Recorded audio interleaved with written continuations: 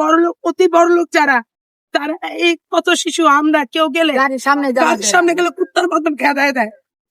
এই জন্য আমি বলি, কে নামতেছে জানি না, বিশেষ করে আমি আর সিঙ্গেলে নামতে চাই না। আমার স্বামী যদি আমার টাকা পয়সা দিয়ে দেয়, আমি একটা ব্যবসা করে একটা দোকানে আমি বসে খামো, বা কিংবা আমি আবার বাইরে চলে যাবো। আমি আর নামতে চাই না সিঙ্গেলে।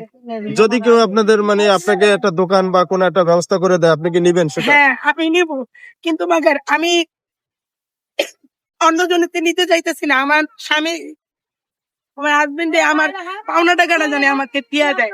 যেহেতু আপনি একজন প্রবাসী এবং অনেকেই প্রবাসী থেকে এই ভিডিওটা দেখবে, যদি প্রবাসী ভাইরা যদি সহযোগিতা করতে চায়, সেক্ষেত্রে কি আপনি নিবেন কিনা?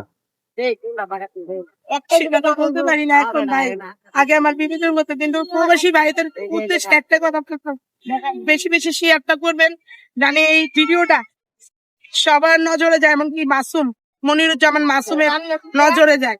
সে মালয়েশিয়া থাকে, ইউএসএ ছাত্র শ্রম জায়গা, তার নাম মনিরুজ্জামান মাসুম, কবিল্লা বাড়ি।